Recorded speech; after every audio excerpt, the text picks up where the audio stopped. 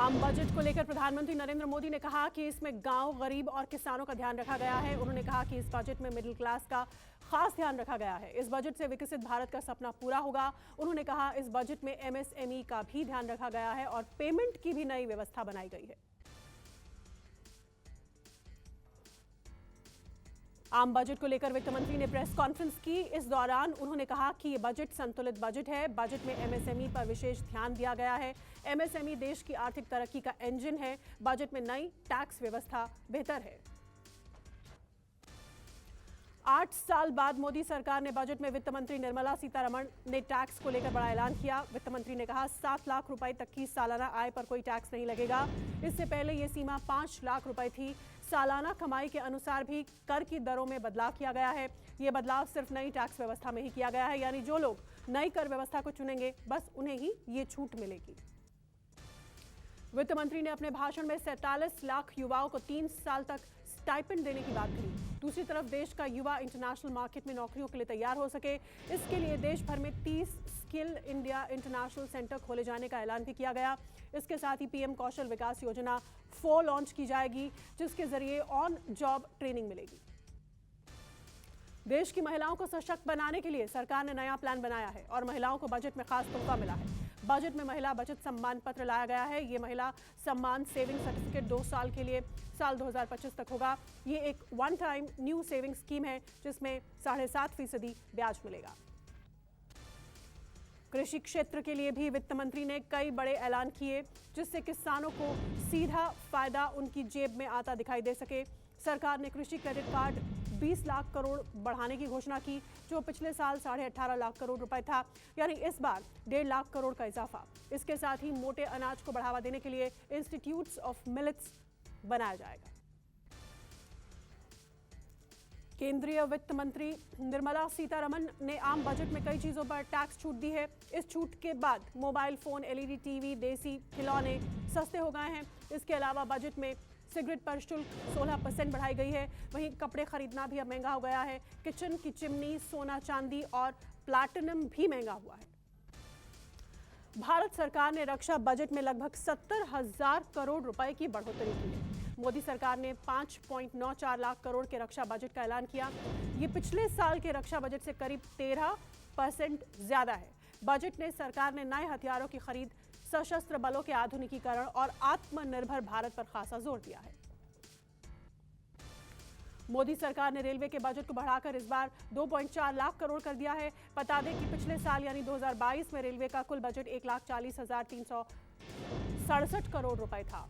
साल 2013-14 के मुकाबले रेलवे का यह बजट लगभग 9 गुना ज्यादा है। रेलवे में 100 नई योजनाओं की शुरुआत होगी।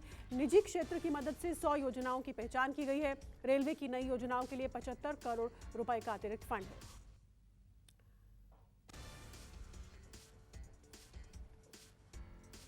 बजट को लेकर विपक्ष ने कड़ी प्रतिक्रिया दी है।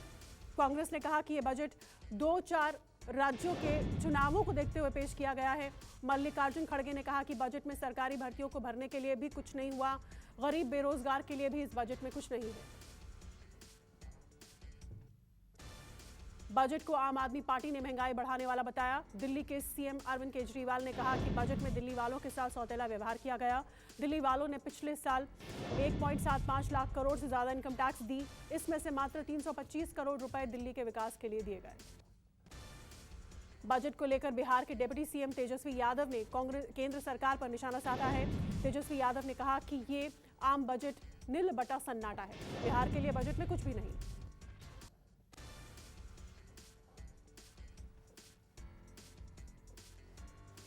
वित्त मंत्री निर्मला सीतारमण ने अपने बजट भाषण में टैक्स पर छूट देने के साथ ही कई बड़े ऐलान किए। बजट में की गई घोषणाओं के बाद एकदम से सेंसेक्स और निफ्टी में जोरदार उछाल आया, लेकिन ये तेजी कुछ देर ही रही और दोनों इंडेक्स बुरी तरह टूट गए।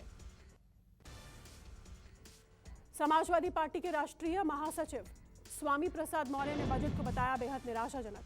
कहा, न महिलाओं के लिए कुछ किया, न बेरोजगारों को रोजगार दिया। स्वामी प्रसाद मौर्य ने कहा कि शिक्षा, स्वास्थ्य के बजट में कटौती की गई है। मनरेगा जिसने करोड़ों को रोजगार दिया, उसमें भी 33% की कटौती की गई।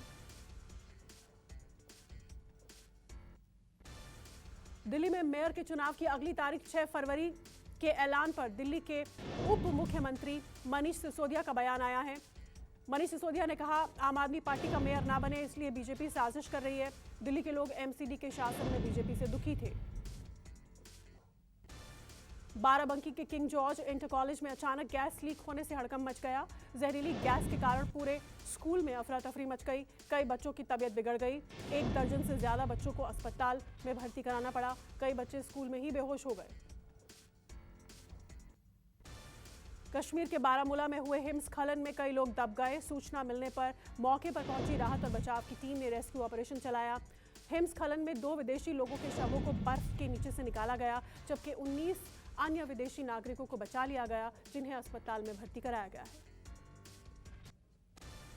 भारत और न्यूजीलैंड के बीच 3 मैचों की T20 सीरीज का निर्णायक मुकाबला जारी। टॉस जीतकर पहले बल्लेबाजी करते हुए टीम इंडिया ने न्यूजीलैंड को 235 रनों का टारगेट दिया है। शुभमन गिल ने शानदार शतकीय पारी खेली। गिल ने नाबाद 126 रन बनाए।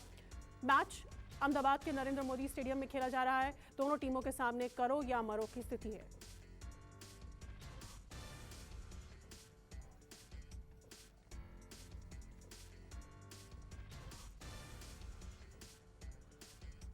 और आज निष्पक्ष न्यूज में हम निष्पक्षता के साथ करेंगे विश्लेषण आज पेश हुए आम बजट की, मोदी सरकार की दूसरी पारी के इस आखिरी बजट की, जिससे सत्ता पक्ष ने उम्मीदों का बजट बताया है। विपक्ष हमेशा की तरह उसमें कमियां गिना रहा है, बता रहा है। और खुद पीएम मोदी ने किसानों और मिडिल क्लास के अरमानों का इसे बजट बताया है। विपक्षी दलों को इस बजट में क्या मिला, इसको लेकर वो अपना अपना पक्ष रख रहे हैं। लेकिन इस वक्त